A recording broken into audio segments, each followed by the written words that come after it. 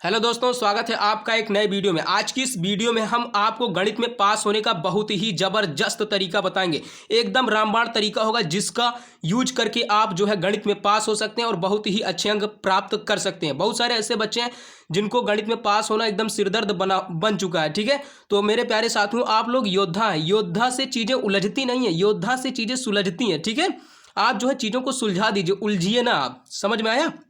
आपको उलझना नहीं है, आपसे चीज़ें सुलझती हैं और आप जानते हैं कि आप जिस भी काम में लग जाते हैं उस काम के नंबर 1 बन ही जाते हैं। साथियों, कुछ नहीं करना, जितना समय आपके पास में बचा हुआ है इतनी समय में आप खूब अच्छे तरीके से अभ्यास कर लीजिए। हम यहाँ पर कुछ चीज़ें बताने वाले हैं जिसके माध्यम से आप काफ़ी अच्छे अंक प्राप्त कर सकते हो गणित में। ठीक है, अगर अभी तक आपने कुछ नहीं पढ़ा हुआ है तो यहाँ पर हम केवल आपको 7 प्रश्न बताएंगे जो कि बहुत ही ज़्यादा महत्वपूर्ण है और उन टाइप के प्रश्न भी आप खूब अच्छे से प्रैक्टिस कर लीजिएगा जिससे कि बोर्ड एग्जाम में आपके बहुत ही अच्छे अंक आ सके। आप लोगों को पता होगा कि 100 में से आपको जो है 33 अंक केवल लाना है और ये 33 अंक लाना बहुत ही आसान है। सबसे पहले आपको पहला नंबर ये ध्यान देना है कि सवाल में जो दिया रहेगा वो आप लिख देंगे आसानी से। ठीक है, अगर आपको मान लीजिए किसी सवाल में कुछ नहीं आ रहा है तो जो दिया रहेगा कम से कम आप उसे अच्छे से लिख देंगे। अगर आप उसमें अगर आप सूत्र कुछ लिख पाते हैं, आपको कुछ सूत्र याद है तो आप उससे संबंधित जो है सूत्र लिख दीजिएगा। ठीक है, और आप एक बात का पूरी तरीके से ध्यान रखें कि किसी भी प्रश्न को छोड़ना नहीं है, कोई भी प्रश्न छोड़ करके नहीं आना है, सभी प्रश्न को हल करके आना है। चाहे हम कुछ उसमें लिख पाए, कम से कम इतना तो हम लिख ही देंगे कि जो दिया रहेगा तो वहां से कम आधा नंबर 1 नंबर मिल ही जाएगा।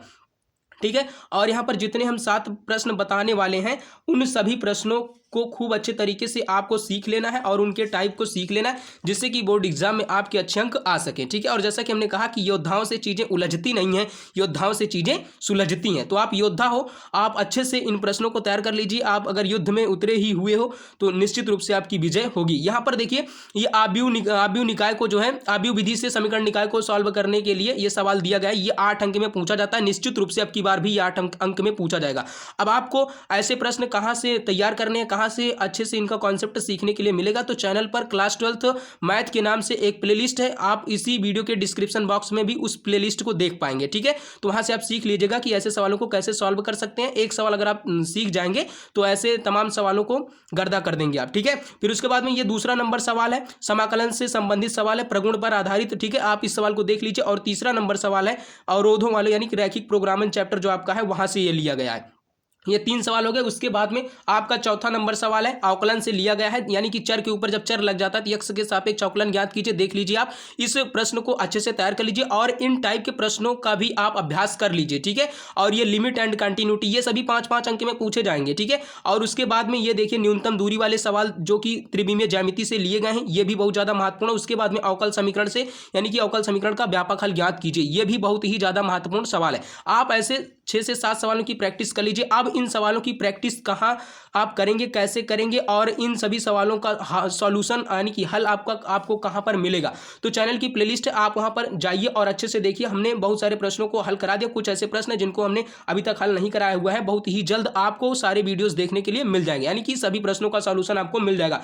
जैसा कि हमने आपको कहा गणित के पेपर में आपको 3-4 चीज़ों का बहुत ही अच्छे तरीके से ध्यान रखना, किसी भी प्रश्न को छोड़ना नहीं है। हम यहाँ पर जितने टाइप के प्रश्न आपको दिखा दिए, आपको खूब अच्छे तरीके से इन प्रश्नों की प्रैक्टिस कर लेना है। ठीक है, निश्चित रूप से आप मैथ में पास हो जाएंगे। 6 घंटे बहुत ही पर्याप्त हैं मैथ में पास होने के लिए। मैथ में ही नहीं, किसी भी सब्जेक्ट में अगर आप 6 घंटे पढ़ लेते हैं तो आप पास हो जाएंगे। आप ये ना सोचें कि आपके पास में कितना समय बचा हुआ, आप ये सोचें कि जितना समय बचा हुआ आप उन समय में कितना आप तैयार कर पाते हैं। ठीक है, अब आप 6 घंटे में सोच रहे होंगे कि हाँ पास होना तो बहुत आसान है, लेकिन आपको यह भी पता होना चाहिए कि उन 6 से 7 घंटे में आपको क्या क्या चीज़ें पढ़नी है। ठीक है, अगर आप अभी तक 1 साल कुछ नहीं पढ़े हुए हैं तो कम से कम यार 6 घंटे तो पढ़ लीजिए मेरे भाई, क्योंकि अगर आप मैथ लिए हुए हैं तो 6 घंटे तो आपको पढ़ना पड़ेगा। ठीक है, क्योंकि अब मैथ का विद्यार्थी हो आप लोग तो इतना तो करना पड़ेगा। ठीक है, 3-4 घंटे अगर आप प्रैक्टिस कर लेंगे तो आपको लगने लगेगा कि हम कुछ पढ़ लिए, आपको सब कुछ आसान लगने लगेगा और आप एक सेट सॉल्व कर लेना। वो कहते हैं ना कि करत करत अभ्यास ते जड़मति होत सुजान रसरी आवत जाते सिल पर पड़त निशान, यानी कि अभ्यास जब आप करेंगे तो धीरे धीरे सब कुछ सही होने लगेगा।